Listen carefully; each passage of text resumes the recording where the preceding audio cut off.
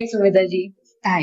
कैसे हो मनिका? एकदम बढ़िया। आप कैसे हैं? तो जैसे सुमेधा जी, अभी हमने आपका इंट्रोडक्शन के बारे में बात की है, तो आपका जो नाम है, आपका जो टाइटल है सुमेधा, तो हम समझ रहे हैं कि ये सिर्फ एक टाइटल नहीं है, कि इसके पीछे भी बहुत कुछ है। एक वास्तु नॉलेज है, एक यूनिवर्स से अलाइनमेंट है। तो ये आपका करियर कब शुरू हुआ? मेरा ये करियर शुरू हुआ था अप्रोक्सीमेटली 20-21 ईयर्स पहले। जब मुझे तो रियलाइज हुआ था कि मैं लोगों की जो बातें हैं, उनकी जो परेशानियां हैं, उनका जब मैं सॉल्यूशन देने लग रही थी, तो मुझे नहीं खुद को पता था कि मैं जो ये दे रही हूँ, ये कहाँ से मेरे पास ये जवाब आते हैं। बट जब लोग मुझे बताते थे कि आपने मुझे जो सोल्यूशन बताया या आपने जो करने के लिए कहा वो बहुत अच्छे से हमने करा और हमारा ये काम हो गया, तो मुझे धीरे धीरे रियलाइज होने लगा कि there is something and I should have to realise it and मुझे इस चीज को आगे लेके जाना चाहिए। तो फिर धीरे धीरे मैंने कुछ अपने आप को और कोर्सेज से इन सब चीजों से मैंने करा और आगे बढ़ा। तो आपका ये जो आइडिया है कि solution lies within ourselves, right? तो ये चीज आपको कहाँ मतलब ये इतना जो आपने स्ट्रॉन्ग एक पोजिशनिंग की है, तो वो कब आपको समझ में आया कि आपकी लाइफ में ऐसा कौन सा इंसिडेंट था जहाँ पे आपको ये लगा कि आपका जो सोल्यूशन है वो आपके अंदर है? देखिए, सॉल्यूशन हमारे अंदर इसलिए मेरे को लगने लगा कि जब मैं लोगों को भी बताती थी कि उनके घरों में क्या प्रॉब्लम चल रही है, बिना वहां जाए सिर्फ उनकी बातों से मुझे चीजें नजर आने लगती थी। अब ये यूनिवर्स का ही है कि जिन्होंने मुझे ये सारी विद्याएं अगर दी, तो जिनको मैंने बाद में रियलाइज किया।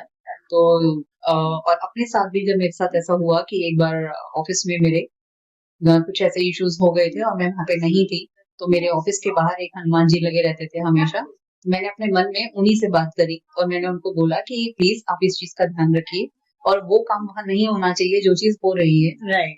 तो वो बहुत अच्छे से मेरी ये चीजें हो गई, तो जिसकी वजह से मुझे रियलाइज हुआ कि यस, हमारे सॉल्यूशंस हमारे पास ही होते हैं, हमें उसको बस एक्टिवेट करने की देर है। ग्रेट। तो आपकी अगर मैं बात करूँ, आप कॉस्मिक एनर्जीज के साथ बहुत क्लोजली वर्क करते हैं, राइट? जी। तो आपने कब फर्स्ट टाइम इस चीज को लर्न किया? मैंने इस चीज को लर्न किया था ऑलमोस्ट 20 ईयर्स, जैसे मैंने आपको बताया, ऑफिस में जब मेरे साथ ये हुआ था। और उसके बाद धीरे धीरे धीरे धीरे मैं लोगों को उन्हीं के बारे में बताती थी कि आपके घर में इस तरह की चीज रखी है या इस कलर की चीजें रखी हैं, जबकि मैं कभी गई भी नहीं थी उनके घरों में। और जब उन्होंने आके बताया कि हाँ हमारे साथ ये चीज हुई है, तो वो चीजें स्ट्रांग होती गई फिर। अगर हम बात करें कि वेडिंग्स की, जैसे क्योंकि हमारा शो भी पूरा वेडिंग से ऊपर रहता है, तो अगर हम बात करें वेडिंग्स की, तो वेडिंग सिर्फ एक इवेंट नहीं है, राइट? यहाँ पे एनर्जीज हैं, सोल्स हैं, जो दो सोल्स एक साथ आ रही हैं। तो उसमें अगर मैं बात करूं कि वास्तु की हो गई, तो उसकी इम्पोर्टेंस कितनी है एक अलाइनमेंट के लिए, कि वहाँ पे जो भी बंदा, जो कपल, अगर बेसिकली बात करें, अगर वो अपनी लाइफ की जर्नी स्टार्ट कर रहा है, तो उसके अलाइनमेंट के लिए कितने ज्यादा जरूरी है वास्तु?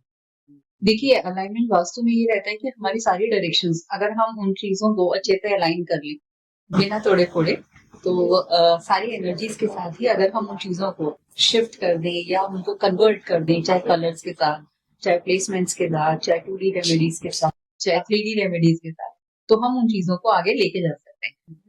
ओके।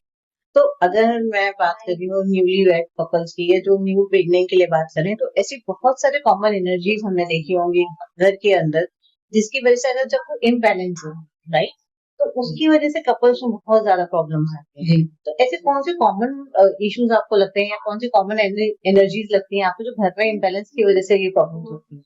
देखिए, जो अगर न्यूली कपल्स की बात करें, तो अगर हमारा नॉर्थ वेस्ट बिगड़ा हुआ है या वहाँ पे कुछ भी इम्बेलेंसेस हैं या वहाँ पे कुछ ऐसी चीजें रखी हुई हैं जो वहाँ पे नहीं होनी चाहिए या कलर खराब है, तो वहाँ पे न्यूली वेड जो कपल्स हैं उनके लिए दिक्कत आ सकती है।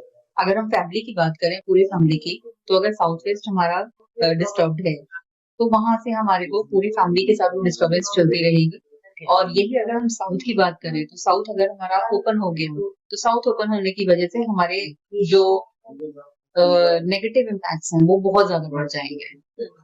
तो अगर मैं बात करूं कि जैसे हम घर की बात करें, तो अगर जैसे कोई भी कपल है, अगर वो अपना न्यू हाउस लेना चाहते हैं, राइट, तो ऐसे आपको क्या लगते हैं ऐसे तीन नॉन नेगोशिएबल चीजें, जो चाहे वो वास्तु से रिलेटेड हो, चाहे वो एनर्जी से रिलेटेड हो, उनको वो चीज कंसिडर करनी ही है बिफोर बाइंग एनी हाउस? देखिए, अगर सबसे पहला तो यही है जो आजकल बहुत कॉमन है कि नॉर्थ ईस्ट में टॉयलेट नहीं होना चाहिए और हमारा साउथ खुला हुआ नहीं होना चाहिए, हमारा वेस्ट खुला हुआ नहीं होना चाहिए। हमारा नॉर्थ बढ़ा हुआ नहीं होना, नॉर्थ ऊपर नहीं होना चाहिए, यानी Right. ऊंचा नहीं होना चाहिए, और साउथ डाउन नहीं होना चाहिए, या साउथ में कोई गड्ढा नहीं होना चाहिए, या साउथ में नीचे की तरफ कोई सीढ़ियां नहीं जानी चाहिए। तो ये बहुत कॉमन चीजें हैं जो लोग Right. अगर करें तो उनके लिए एटलीस्ट कुछ परसेंटेज जो हम है उनको उनको फायदा मिल सकता है उसमें।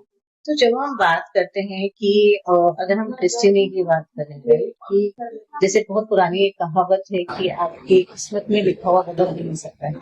तो जब हम बात कर रहे हैं कि ये जो वास्तु हम यूज करते हैं या जो हम बहुत सारे टूल्स हम यूज करते हैं, तो क्या उसकी वजह से हमारा आउटकम चेंज हो सकते हैं? कि बोलते हैं ना कि जो किस्मत में लिखा हुआ है क्या उसे बदल सकता है हमारा? देखिए, किस्मत का लिखा तो खैर कोई भी विद्या हमारी नहीं बदल सकती।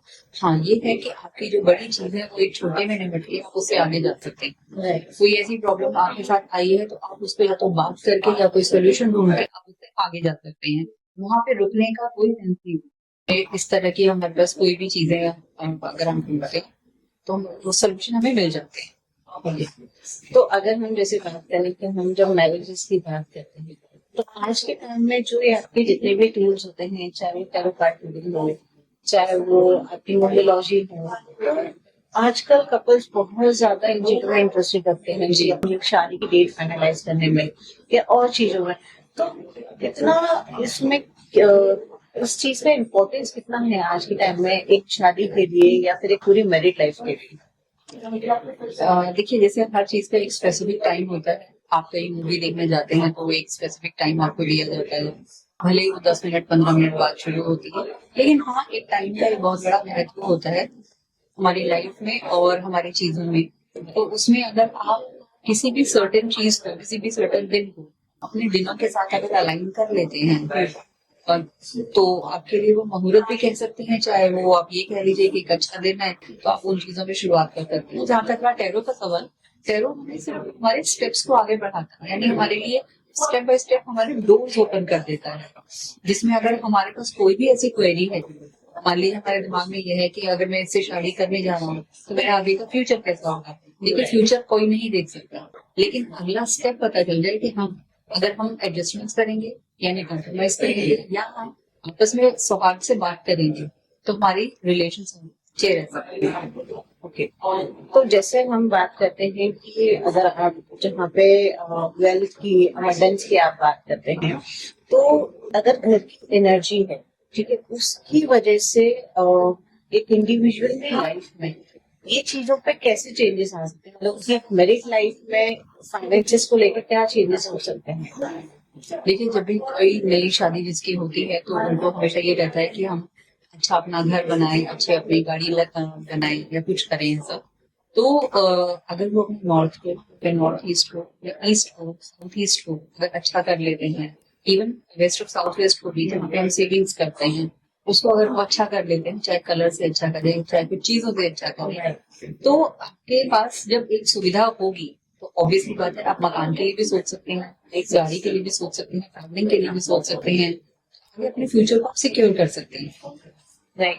अच्छा, एक बहुत इंटरेस्टिंग सा क्वेश्चन आ रहा है जो स्पेसिफिकली अगर हम थोड़ा सा बात करें तो हमारी इंडस्ट्री को लेके बहुत है, तो ये चीज हमारे जो व्यूअर्स हैं उनको भी बहुत इंटरेस्ट लगेगा। तो जो नए एंटरप्रेन्योर्स है या जो भी एंटरप्रेन्योर्स इस इंडस्ट्री में, बोले तो एक वेडिंग इंडस्ट्री में आना चाहते हैं, तो हम किस तरह से अपनी एनर्जीज को अलाइन करें कि उनको एक क्लाइंट, कि हमारे लिए हर क्लाइंट नहीं हो सकता है, तो हम किस तरह से अपने राइट क्लाइंट के पास पहुंचे? क्योंकि हमारी इंडस्ट्री के लिए सबसे बड़ा चैलेंज होता है कि भाई आप वेडिंग इंडस्ट्री में घुस गए बट उसके लिए क्लाइंट ढूंढना मुश्किल है, तो वो किस तरह से हो सकता है? देखिए, क्लाइंट ढूंढना बहुत आसान है। आप अपने जिन भी ड्रीम क्लाइंट्स हैं उनके साथ अपनी फोटो एक अच्छे से फ्रेम में करके और ईस्ट में अगर आप लगाते हैं तो वाकई आप देखिएगा आपके क्लाइंटों के जो जिस तरह के ड्रीम क्लाइंट्स आप चाहते हैं और वो आपको मिलने शुरू हो जाएंगे।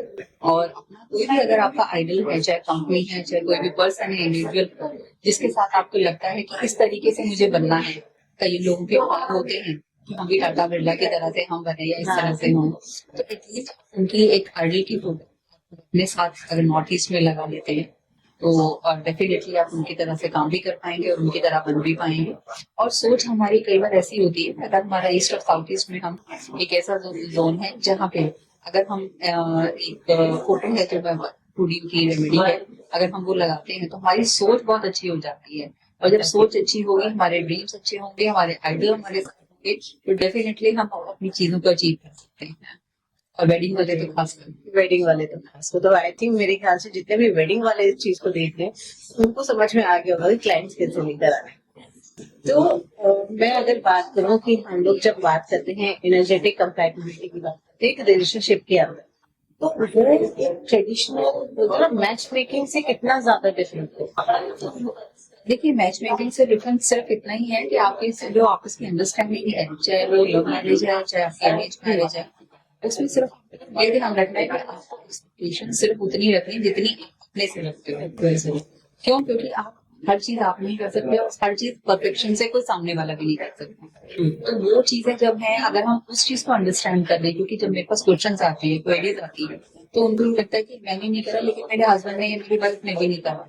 तो जो चीज आप नहीं कर सकते वो आप सामने वाले से कैसे परफेक्शन की उम्मीद कर सकते हैं? ये बहुत छोटी चीज है, लेकिन वो बढ़ इतनी जाती है, उसकी वजह से लोगों के बीच में आपस में रिलेशंस कई बार खराब हो जाते हैं। तो जब ये चीज मैं उन लोगों को समझाती हूँ तो अंडरस्टैंड करने के बाद बहुत नॉर्मल हो जाती है, तो फिर उनके आपस की जो क्लेश है वो खत्म हो जाता है। क्योंकि ये जो चीज अभी आपने मुझे बोली ना, तो इसके ऊपर मेरे को एक चीज समझ नहीं आपसे, जैसे जो कपल्स हैं जिनके पास एक रिपीटेडली सेम कॉन्फ्लिक्ट हो रहे हैं, उनकी एक ही चीज के ऊपर लड़ाई बार बार बार बार बहुत बार हो रही है, तो उसमें आपको ऐसा लगता है कि उनको चीजों को चेंज करना चाहिए इंटरनली या एक्सटर्नली अपने स्पेस में उनको चेंजेस करने चाहिए? दोनों ही चीजें, क्योंकि इंटरनली आपकी सोच को बदलना पड़ेगा, एक्सटर्नली जो ब्लॉकेजेस आपके हैं उनको रिमूव करना पड़ेगा। जो हमारा EFT है, इमोशनल फ्रीडम टेक्निक, तो उसके जरिए हम जो उनके ब्लॉकेजेस होते हैं उनको दूर करते हैं। प्लस जो मेरे क्लियरली और माइंड डेली सेशंस है, CYMD में हमको बोलते हैं, तो उसमें क्या है कि जब आप बात कर लेते हैं 20 से 25 मिनट आप सामने वाले से अपनी जो क्वेरीज हैं जब वो क्लियर कर लेते हैं, डाउट्स क्लियर कर लेते हैं, और प्लस जो 2 से 3 मिनट का जो मैं मेडिटेशन कराती हूँ उसमें वो बहुत कूल डाउन हो जाते हैं, तो उनके दिमाग से वो जो स्पेसिफिक क्वेरी परेशानी है जब वो निकल जाती है, तो उसके बाद वो अपने आप को बहुत कूल काम कर लेते हैं और अपने जो उनके रिलेशन जिनके साथ हैं उनको थोड़ा सा अच्छा समझने की कोशिश कर लेते हैं ताकि वो अच्छा चल जाए। अगर मैं बात करना चाहूँ कि एक ऐसा रिचुअल जो आप रिकमेंड करो कपल्स के लिए जो डेली बेसिस पे वो अपने इमोशंस और स्पिरिचुअली अलाइन कर सके एक दूसरे से, तो वो क्या हो सकता है? देखिए, मैं तो ये कहूंगी कि आप 5 मिनट, एटलीस्ट सिर्फ 5 मिनट ज्यादा की जरूरत नहीं है। कुछ सुनना नहीं, कुछ बैठना नहीं, किसी से बात नहीं करनी, किसी भी टाइम आपको मिले, सुबह हो तो बहुत अच्छा, नहीं हो तो रात का टाइम आपके पास, सिर्फ 5 मिनट सिर्फ अपने साथ बैठिए, किसी से कोई बात नहीं करनी, कोई फोन नहीं सुनना, कुछ नहीं करना, एक 5 मिनट हो।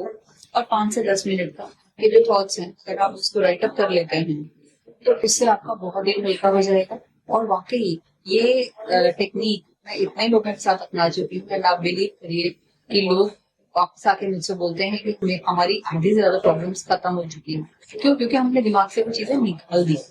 ये तो जैसे आपने मुझे बताया, तो ये तो एक इंडिविजुअल गेम हो गया, लेकिन अगर मैं बात यहाँ पे आपसे पूछना चाह रही हूँ कि एज अ कपल दोनों को साथ में ऐसा कौन सा रिचुअल होना चाहिए कि जिसकी वजह से वो अलाइन?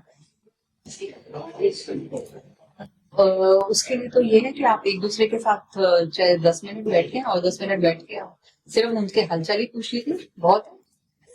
हाँ, आजकल मेरे ख्याल से शायद वो भी सबसे बड़ा क्वेश्चन हो जाता क्योंकि है फोन एक ऐसी चीज है जो लोगों के हाथ से हटते नहीं, तो हालचाल अगर 10 मिनट में भी पूछ लेंगे तो कुछ हो जाएगा। तो सुमेरा जी, मैं एक लास्ट क्वेश्चन आपसे पूछना चाहूंगी कि एक ऐसा मैसेज जो आप सारे कपल्स को देना चाहेंगे जो अपनी फॉरएवर वाली लाइफ स्टार्ट करना चाह रहे हैं, जो आपको लगता है वो यूनिवर्स से है लेकिन आपके थ्रू तक पहुंचे?